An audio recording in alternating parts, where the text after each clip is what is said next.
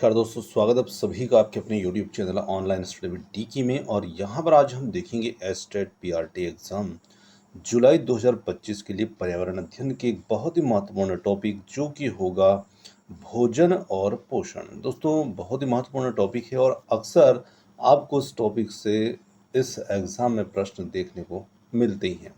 तो यहाँ पर 2011 से लेकर के 2023 तक जितने भी जो प्रीवियस ईयर क्वेश्चन पेपर है उनमें जो प्रश्न पूछे गए थे वो प्रश्न भी आज के इस वीडियो में आप देखने वाले हैं। साथ ही नए प्रश्न भी इस वीडियो में आप देखने वाले हैं। तो आइए बिना देर किए स्टार्ट करते हैं और चलते हैं आज के इन महत्वपूर्ण प्रश्नों की ओर। तो फर्स्ट क्वेश्चन लेते हैं यहाँ पर। प्राथमिक स्तर के छात्रों को भोजन में पोषण की अवधारणा प्रभावी रूप से समझाने के लिए सबसे उपयुक्त गतिविधि कौन सी होगी? 4 विकल्प हमारे देखिए। यहाँ पर हम छात्रों को भोजन में पोषण की जो अवधारणा है उसको प्रभावी रूप से समझाना चाहते हैं और उसके लिए सबसे बेहतर यहाँ पर गतिविधि कौन सी हो सकती है? भोजन का वैज्ञानिक विश्लेषण कराना, स्थानीय खाद्य वस्तुओं की सूची बनवाना और पोषक तत्व जोड़ना, खाद्य परिभाषा रटवाना, केवल पाठ्य पुस्तक पढ़ाना। तो देखिए यहाँ पर हम कह सकते हैं कि जो भी स्थानीय खाद्य वस्तुएं हैं उनकी सूची बनवाना, साथ ही साथ पोषक तत्वों को उसमें जोड़ना। तो ये यहाँ पर पोषण की अवधारणा जो है उसको समझाने के लिए सबसे बेहतर गतिविधि यहाँ पर रहेगी।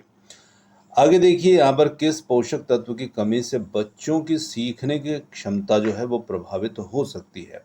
तो यहाँ पर उस पोषक तत्व की बात करेंगे जिससे बच्चों की सीखने की क्षमता जो है वो प्रभावित होती है।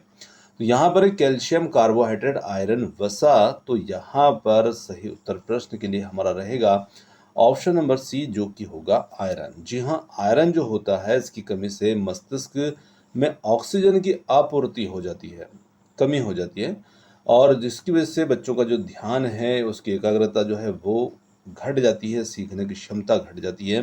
तो ऑप्शन सी यहाँ पर हमारा उत्तर होगा। आगे देखिए अगला प्रश्न आता है। एक शिक्षक बच्चों से माय हेल्थी प्लेट बनवाता है वह जिसमें वे रंगों के माध्यम से फल, सब्जी, अनाज आदि को दर्शाते हैं।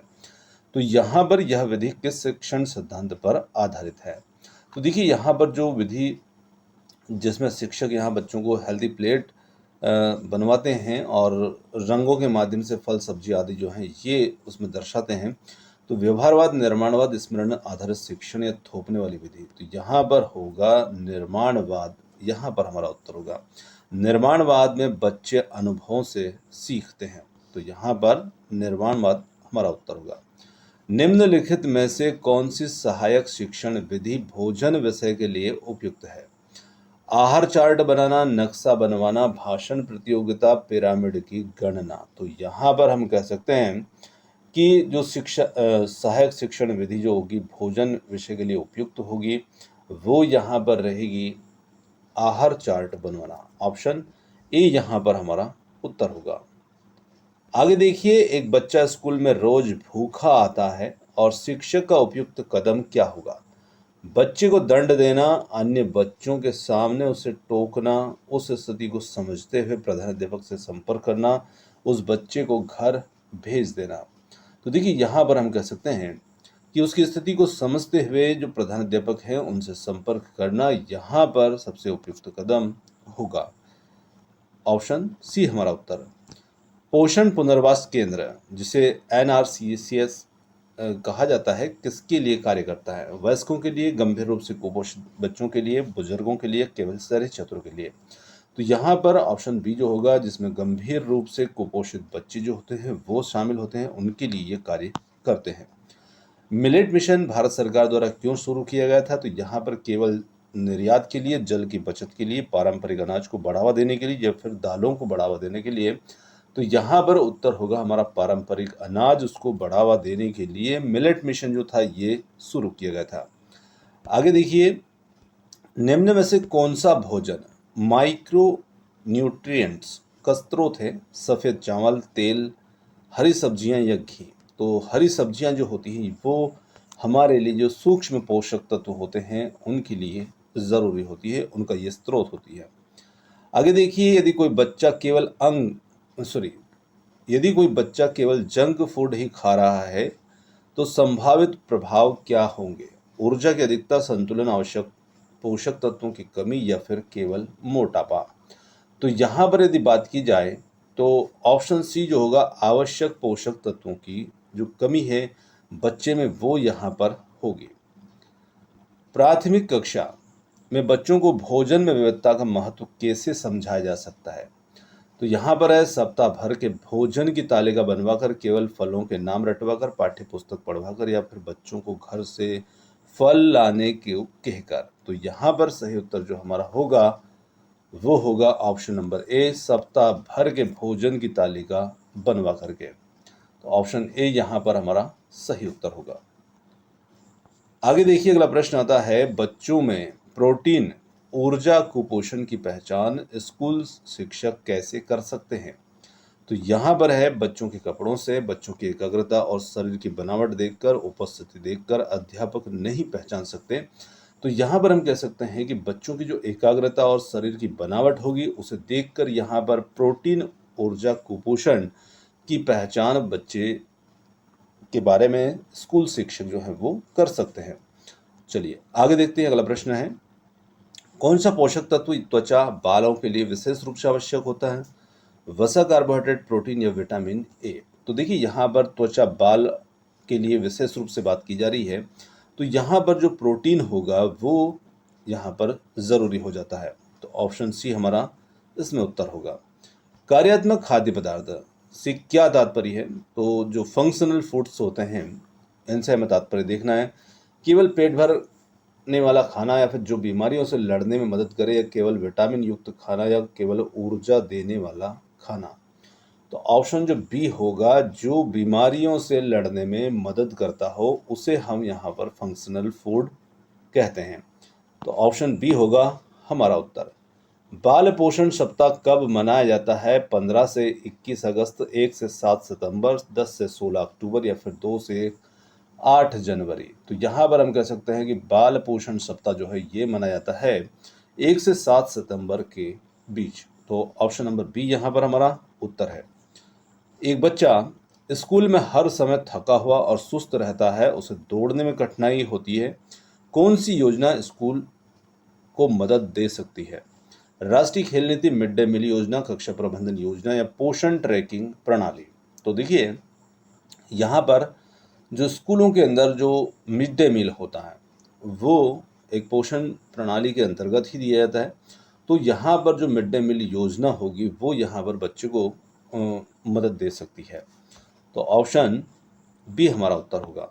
आगे देखिए, ईट राइट मूवमेंट किस संस्था के द्वारा चलाया गया है? WHO, FAO या फिर FSAI या फिर ICMR? तो यहाँ पर जो हमारा सही उत्तर होगा वो होगा FSAI। प्राथमिक कक्षा में पोषण विषय पढ़ाते समय शिक्षक को बच्चों में कौन सी लाइफ स्किल जो है वो विकसित करनी चाहिए? यहाँ पर रटने की क्षमता है, भोजन की पहचान और चयन की समझ है, या फिर भोजन के बारे में डर है, या केवल अंक याद करना? तो देखिए हम बच्चों को यहाँ पर पोषण विषय पढ़ा रहे हैं, तो यहाँ पर जो लाइफ स्किल हो सकती है जो विकसित करनी चाहिए शिक्षक को वो होगी भोजन की पहचान और चयन की समझ। यदि एक विद्यार्थी केवल रोटी और अचार खा रहा है तो उसमें किस पोषक तत्वों की कमी होने की संभावना है? वसा और प्रोटीन है, कार्बोहाइड्रेट और आयरन है, फाइबर और कैल्शियम है, प्रोटीन, विटामिन और खनिज है? तो यहाँ पर हमारा सही उत्तर जो रहेगा वो रहेगा प्रोटीन, विटामिन और खनिज। ऑप्शन नंबर डी यहाँ पर हमारा उत्तर होगा। भोजन को दृश्य, गंध और स्वाद के आधार पर पहचानना किस प्रकार की सीख है? श्रवणात्मक, दृश्यात्मक, संवेदी या मात्रात्मक? तो यहाँ पर हम कह सकते हैं ऑप्शन सी जो होगा संवेदी, ये हमारा इसमें उत्तर बनेगा। चलिए आगे बढ़ते हैं अगले प्रश्न पर, और अगला प्रश्न लेते हैं, निम्न में से कौन सा खाद्य समूह प्रतिरक्षा प्रणाली को मजबूत करता है? तेल और वसा, कार्बोहाइड्रेट, विटामिन और खनिज, फाइबर? ऑप्शन नंबर सी जो होगा यहाँ पर जो हमारी प्रतिरक्षा प्रणाली को मजबूत करेगा वो यहाँ पर रहेगा विटामिन और खनिज। ऑप्शन नंबर सी हमारा उत्तर। एक शिक्षक बच्चों को खुद से भोजन का चार्ट तैयार करवाता है जिसमें वह पूरे सप्ताह क्या खाते हैं या लिखते हैं, यह गतिविधि किस उद्देश्य को पूरा करती है। बच्चों से काम करवाना, बच्चों को पोषण स्तर आंकना और सुधार की दिशा पहचानना, परीक्षा की तैयारी या फिर है व्याकरण सिखाना। तो यहाँ पर हम कह सकते हैं कि ये बच्चों का पोषण स्तर आंकना और सुधार की दिशा पहचानना, ऑप्शन नंबर बी यहाँ पर हमारा उत्तर होगा। बच्चों को माय प्लेट फॉर किड्स की अवधारणा कब और क्यों सिखाई जानी चाहिए। तो देखिए यहाँ पर देखें, माय प्लेट फॉर किड्स की अवधारणा बच्चों को कब और क्यों सिखाई जाना चाहिए। 8वीं कक्षा में, क्योंकि वे बड़े हो जाते हैं, केवल खेल में, या फिर प्रारंभिक कक्षा ताकि भोजन के प्रति सही व्यवहार विकसित हो, या फिर नहीं सिखाई जाना चाहिए। तो माय प्लेट फॉर किड्स ये प्रारंभिक कक्षाओं में सिखाना चाहिए ताकि बच्चे भोजन की एक सही व्यवहार बच्चों में विकसित हो सके। बच्चों को भोजन में विविधता पसंद क्यों आती है? स्वाद के कारण, रंग के कारण, या फिर ऊब ना हो इसके कारण, या फिर उपरोक्त सभी। तो देखिए, बच्चों को भोजन में विविधता, स्वाद, रंग, ऊब ना हो सभी कारणों के कारण से आती है। तो यहाँ पर होगा विकल्प डी प्रश्न का उत्तर। हिडन हंगर शब्द किस समस्या को दर्शाता है? तो यहाँ पर भूख से मरना, छिपे हुए पोषक तत्वों की कमी, अधिक भोजन करना, या फिर आलस्य। तो हम कह सकते हैं हिडन हंगर शब्द किस समस्या को दर्शाता है?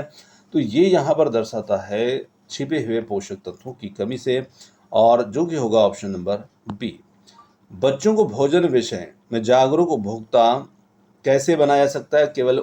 उन्हें केवल दुकानों में भेजना, खाद्य लेबल पढ़ने की आदत डालना, विज्ञापन रटवाना, या नाम याद करवाना। तो देखिए, बच्चों को भोजन विषय में जागरूक उपभोक्ता कैसे बनाया जा सकता है? जो खाद्य लेबल होते हैं उनको पढ़ने की आदत बच्चों में बनाना, उनकी आदत डालना, ये इस वजह से हम उन्हें एक जागरूक उपभोक्ता बना सकते हैं। ईट सीजनल एंड लोकल का लाभ क्या है? तो यहाँ पर इसका लाभ जो होगा वो होगा कम दाम और अधिक पोषण, स्टाइलिश खाना सिर्फ ग्रामीणों के लिए, या फैशन। तो कम दाम और अधिक पोषण जो होगा ये हमारा यहाँ पर उत्तर होगा। नेशनल फैमिली हेल्थ सर्वे में भोजन से संबंधित कौन सा मापदंड जो है ये मापा जाता है? भूख का स्तर, भोजन की गुणवत्ता, कुपोषण और एनीमिया, स्वाद। तो देखिए, यहाँ पर नेशनल फैमिली हेल्थ सर्वे जो है इसमें कुपोषण और एनीमिया जो होगा ये मापा जाता है। तो ऑप्शन नंबर सी यहाँ पर हमारा उत्तर होगा। प्राथमिक स्तर पर बच्चों के लिए फूड टैलेंट शो आयोजित करने का उद्देश्य क्या हो सकता है? फैशन दिखाना, अभिव्यक्ति और पोषण जागरूकता, समय बिताना, अभिनय सीखना। देखिए, यहाँ पर हम कह सकते हैं कि बच्चों में जो फूड टैलेंट शो होगा इसको आयोजित करने का जो उद्देश्य हो सकता है वो हो सकता है अभिव्यक्ति के साथ साथ पोषण जागरूकता। यहाँ पर हमारा उत्तर होगा। आगे देखिए, पोषण ट्रैकर ऐप का उपयोग किस लिए किया जाता है? ऑनलाइन क्लास के लिए, स्कूल अटेंडेंस के लिए, आंगनबाड़ी स्तर पर बच्चों और माताओं के पोषण आंकड़ों को ट्रैक करने के लिए, हेल्थ कार्ड प्रिंट करने के लिए। तो यहाँ पर हम कह सकते हैं पोषण ट्रैकर ऐप जो होगा इसका उपयोग जो किया जाता है वो किया जाता है आंगनबाड़ी स्तर पर बच्चों और माताओं के पोषण आंकड़ों को ट्रैक करने के लिए, जो कि विकल्प सी में हमारा उत्तर होगा। यदि एक प्राथमिक शिक्षक यह पाता है कि उसके छात्रों में आयरन की कमी से संबंधित लक्षण दिख रहे हैं, तो वह कक्षा में किस गतिविधि के माध्यम से इस समस्या के प्रति जागरूकता फैला सकता है? तो देखिए, शिक्षक यहाँ पर क्या कर सकते हैं? आयरन से भरपूर खाद्य पदार्थों की सूची बनवाना, डॉक्टर को कक्षा में बुलाना, बच्चों से उनके घर का भोजन मंगवाना, या हर दिन आयरन की गोली देना। तो यहाँ पर हम कह सकते हैं आयरन से भरपूर खाद्य पदार्थों की सूची बनवाना। ऑप्शन नंबर जो ए होगा यहाँ पर उत्तर होगा।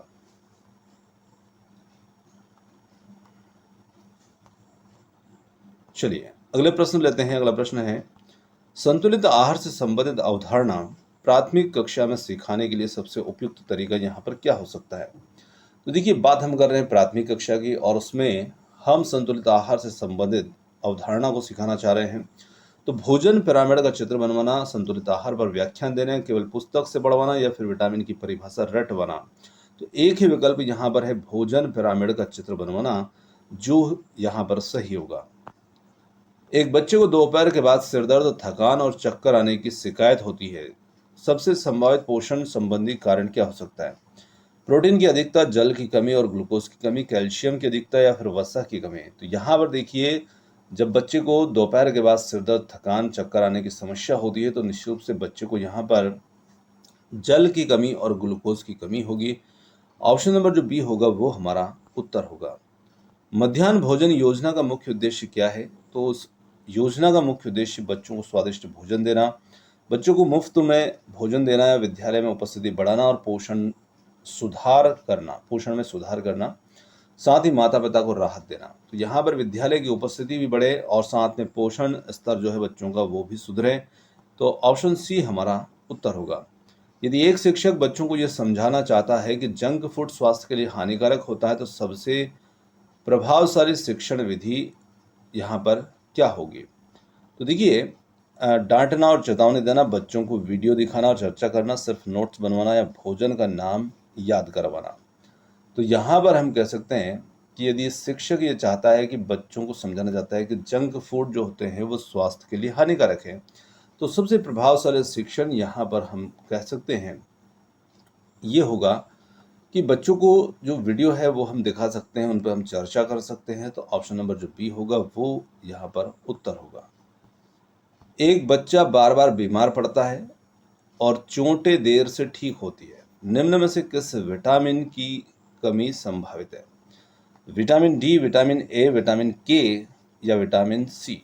तो यहाँ पर हम कह सकते हैं कि जब बच्चा बार बार बीमार पड़ता है, चोटें देर से ठीक हो जाती है, तो कौन से विटामिन की यहाँ पर कमी होगी?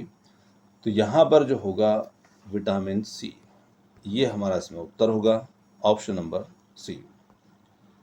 आगे देखिए, कौन सा कथन संतुलित आहार के संदर्भ में भ्रांत धारणा है?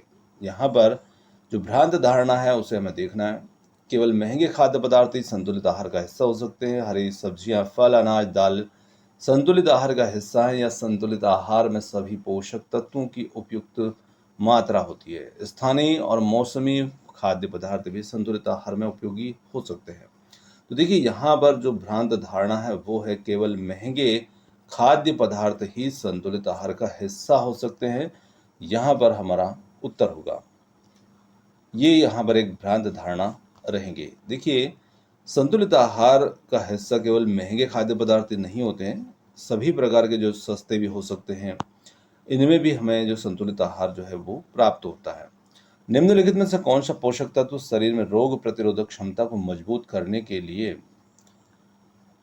सहायता करेगा? तो यहाँ पर हम बढ़ा रहे हैं रोग प्रतिरोधक क्षमता। विटामिन ए, कैल्शियम, प्रोटीन या फिर वसा? तो देखिए, विटामिन ए जो होता है ये हमारी त्वचा को स्वस्थ रखता है, साथ में हमारी जो श्लेष्मा झिल्ली होती है उसको भी स्वस्थ रखता है। तो यहाँ पर ये हमारे लिए ज़रूरी होगा, जो रोग प्रतिरोधक क्षमता को बढ़ाएगा। बच्चों को संतुलित आहार के बारे में सबसे प्रभावी रूप से कैसे सिखाया जा सकता है? तो यहाँ पर है, बच्चों को संतुलित आहार के बारे में सबसे प्रभावी रूप में सिखाने का जो तरीका होगा, परिभाषा याद करवाकर, भोजन पिरामिड का मॉडल बनवाकर, केवल व्याख्यान से पोषक तत्वों की सूची देकर। तो यहाँ पर भोजन पिरामिड का मॉडल बनवाकर, ऑप्शन नंबर जो बी होगा वो हमारा उत्तर होगा। मिड डे मील योजना का दीर्घकालिक प्रभाव क्या है? बच्चों को मुफ्त खाना देना, पोषण स्तर में सुधार, विद्यालय उपस्थिति में वृद्धि या फिर शिक्षकों का कार्यभार बढ़ाना, सरकारी योजना का प्रचार? तो यहाँ पर हम कह सकते हैं मिड डे मील योजना का दीर्घकालिक प्रभाव है वो होगा पोषण में सुधार, विद्यालय उपस्थिति में वृद्धि। तो ऑप्शन नंबर बी हमारा यहाँ पर उत्तर हो जाता है। चलिए आगे बढ़ते हैं और अगले प्रश्न को लेते हैं। अगला प्रश्न है, अगर कोई बच्चा कमजोर है, उसके बाल झड़ रहे हैं और शरीर सूखा है, तो यह किस पोषक तत्व की कमी हो सकती है? आयोडीन की, विटामिन डी की या प्रोटीन की या फिर वसा की? तो यहाँ पर हम कह सकते हैं यदि कोई बच्चा कमजोर है तो उसके बाल झड़ रहे हैं, शरीर सूखा है, यह किस पोषक तत्व की कमी हो सकती है? तो यहाँ पर सही उत्तर हमारा जो रहेगा वो रहेगा प्रोटीन। ऑप्शन नंबर सी हमारा उत्तर है। आगे लेते हैं अगला प्रश्न, भोजन में विविधता क्यों आवश्यक है? स्वाद के लिए, दिखावे के लिए, सभी पोषक तत्व प्राप्त करने के लिए, खर्च बढ़ाने के लिए। तो यहाँ पर हमारा जो उत्तर हो जाता है वो हो जाता है सभी प्रकार के पोषक तत्व प्राप्त करने के लिए हमें भोजन में विविधता लाना जरूरी है। आगे देखिए, विद्यालय में बच्चों को भोजन की बर्बादी से रोकने के लिए किस विधि का उपयोग यहाँ पर करना चाहिए? निगरानी, दंड, भोजन पर चर्चा, या फिर जागरूकता, या फिर भोजन कम देना। तो यहाँ पर हम कह सकते हैं भोजन की बर्बादी रोकने के लिए भोजन पर चर्चा और जागरूकता जो है वो जरूरी है। तो ऑप्शन सी हमारा उत्तर है। संतुलित आहार में क्या शामिल होता है? केवल फल, कार्बोहाइड्रेट, या सभी पोषक तत्व उपयुक्त मात्रा में, या केवल वसा और प्रोटीन? तो देखिए, सभी पोषक तत्व होना जरूरी है एक संतुलित आहार के अंदर, और वो भी हमारे लिए उपयुक्त मात्रा में होना चाहिए। आगे लेते हैं अगला प्रश्न। अगला प्रश्न आता है, स्वास्थ्यवर्धक आहार में निम्न में से क्या शामिल नहीं होता है? अत्यधिक तेल वाला खाना, मौसमी फल, हरी सब्जियां, दाल और अनाज। तो देखिए, अत्यधिक तेल वाला खाना जो होगा वो यहाँ पर स्वास्थ्यवर्धक आहार में शामिल नहीं होगा। आगे देखिए, प्राथमिक कक्षा के छात्रों में पोषण जागरूकता कैसे बढ़ाई जा सकती है? व्याख्यान द्वारा, समूह गतिविधियों के द्वारा, परीक्षा लेकर, नोट्स लिखवा करके। तो यहाँ पर हम कह सकते हैं ऑप्शन बी, समूह गतिविधियों के द्वारा ये बढ़ाई जा सकती है। बच्चे की वृद्धि और ऊंचाई में कमी का कारण क्या हो सकता है? पर्याप्त नींद, अत्यधिक खेल, प्रोटीन की कमी, या फिर चीनी की अधिकता? तो देखिए, बच्चे की वृद्धि और ऊंचाई में कमी का जो कारण होगा वो यहाँ पर रहेगा ऑप्शन नंबर सी, प्रोटीन की कमी। क्योंकि प्रोटीन के माध्यम से बच्चों की जो ऊंचाई वृद्धि होती है उसके लिए प्रोटीन यहाँ पर जिम्मेदार होता है। हंगर शब्द का अर्थ, तो सूक्ष्म पोषक तत्वों की जो कमी होती है इसका अर्थ ये होता है। आगे लेते हैं, खाने में फाइबर जो है वो हमें फल सब्जियों से मिलता है, ये प्रश्न हम देख चुके हैं। आगे देखिए, कौन सा पोषक तत्व शरीर में हड्डियों को मजबूत करता है? तो यहाँ पर कैल्शियम, आयरन, वसा या कार्बोहाइड्रेट। तो इसमें से बात की जाए तो यहाँ पर जो कैल्शियम होगा ये हमारी हड्डियों के लिए बहुत ही महत्वपूर्ण होता है, हड्डियाँ इसके माध्यम से मजबूत होती हैं। तो यहाँ पर कैल्शियम जो होगा वो हमारा उत्तर होगा। आगे देखते हैं, ईट राइट इंडिया अभियान का उद्देश्य क्या है? तो ईट राइट इंडिया अभियान का जो उद्देश्य होगा, पौष्टिक भोजन के प्रति जागरूकता बढ़ाना, बाजार में खाद्य कीमतें घटाना, फैशन, खाना बढ़ाना, या फिर विज्ञापन देना। तो यहाँ पर हम कह सकते हैं ईट राइट इंडिया जो अभियान होगा इसका उद्देश्य जो होगा वो यहाँ पर हो जाता है पौष्टिक भोजन के प्रति जागरूकता बढ़ाना। ऑप्शन नंबर जो ए होगा वो हमारा यहाँ पर उत्तर होगा। आगे लेते हैं प्रश्न अगला, पोषण शिक्षा का एक मुख्य लाभ क्या है? खर्च बढ़ता है, व्यवहार परिवर्तन होता है, याददाश्त बढ़ती है, खाना अधिक स्वादिष्ट लगता है। तो पोषण शिक्षा का एक मुख्य लाभ जो होता है वो होता है व्यवहार परिवर्तन होता है। निश्चित रूप से जब हम पोषण शिक्षा प्राप्त करेंगे हमारी खाने की आदतें जो है वो परिवर्तित होंगी और हमारा व्यवहार जो है वो एक सही दिशा में आगे बढ़ेगा। आगे देखते हैं, भोजन डायरी बनवाना किस प्रकार की शिक्षण रणनीति है? क्रियात्मक है, मौखिक है, यादृच्छिक है, या फिर अनुकरणात्मक है? तो यहाँ पर ये क्रियात्मक गतिविधि होगी, शिक्षण रणनीति होगी। आगे लेते हैं प्रश्न अगला, बच्चों को भोजन की विविधता की आदत कैसे डाली जा सकती है? तो यहाँ पर हम कह सकते हैं विभिन्न प्रकार के भोजन दिखाकर और चखाकर, डांटकर, जबरदस्ती खिलाकर, भोजन छिपाकर। तो विभिन्न प्रकार के भोजन दिखाकर, चखाकर यहाँ पर यह आदत डाली जा सकती है। बच्चों को भोजन से संबंधित निर्णय लेने की क्षमता विकसित करने के लिए क्या करना चाहिए? उन्हें स्वयं भोजन चुनने का अवसर देना, भोजन तय कर देना, डराना, केवल रटवाना। तो यहाँ पर हम कह सकते हैं कि बच्चों को भोजन से संबंधित निर्णय लेने की क्षमता विकसित करने के लिए उन्हें स्वयं भोजन चुनने का अवसर देना, यहाँ पर हमारा उत्तर होगा। आहार पिरामिड किस बात को दर्शाता है? कौन सा खाना महंगा है? भोजन की विविधता और मात्रा का संतुलन, केवल फैट युक्त खाना, शुद्धता। तो यहाँ पर हम कह सकते हैं आहार पिरामिड जो होगा वो किस बात को दर्शाएगा? तो वो यहाँ पर दर्शाता है ऑप्शन नंबर बी, भोजन की विविधता और मात्रा का संतुलन यहाँ पर उत्तर है प्राथमिक बच्चों को पोषण सिखाने का सबसे अच्छा तरीका क्या है? व्याख्यान, गतिविधि आधारित शिक्षण, परीक्षा लेना या फिर रटना। तो यहाँ पर हम कह सकते हैं कि प्राथमिक स्तर पर बच्चों को पोषण सिखाने का सबसे अच्छा जो तरीका होगा वो यहाँ पर रहेगा गतिविधि आधारित शिक्षण। ऑप्शन बी होगा यहाँ पर उत्तर। प्राथमिक बच्चों को पोषण सिखाने का सबसे अच्छा तरीका क्या होगा? ये प्रश्न हमारा हो चुका, डबल आ गया है, जिसमें गतिविधि आधारित शिक्षण होगा। विटामिन सी की कमी से कौन सी बीमारी होती है? तो विटामिन सी की कमी से यहाँ पर जो रोग होता है वो होगा स्कर्वी। जी हाँ, स्कर्वी जिसमें मसूड़ों से खून आना, मसूड़ों में सूजन आदि समस्याएं जो है वो देखने को मिलती है। आगे देखिए, कौन सा पोषक तत्व शरीर को ऊर्जा देने में सबसे ज्यादा प्रमुख भूमिका निभाता है? प्रोटीन, कार्बोहाइड्रेट, विटामिन या फिर खनिज। तो यहाँ पर जो पोषक तत्व होगा वो होगा कार्बोहाइड्रेट, और कार्बोहाइड्रेट हमें अनाजों से प्राप्त होते हैं जो कि ऊर्जा देने में सबसे प्रमुख भूमिका यहाँ पर निभाता है। तो दोस्तों, यहाँ पर आज के जो भोजन और पोषण से संबंधित जो प्रश्न थे ये होते हैं समाप्त। और क्वेश्चन आपको कैसे लगे कमेंट्स करके जरूर बताइएगा। वीडियो यदि पसंद आया हो, वीडियो को लाइक, शेयर, चैनल को सब्सक्राइब करना मत भूलिएगा। आपने जो समय दिया उसके लिए बहुत बहुत धन्यवाद। Thanks for watching. मिलते हैं जल्दी ही एक और नए वीडियो के साथ। धन्यवाद।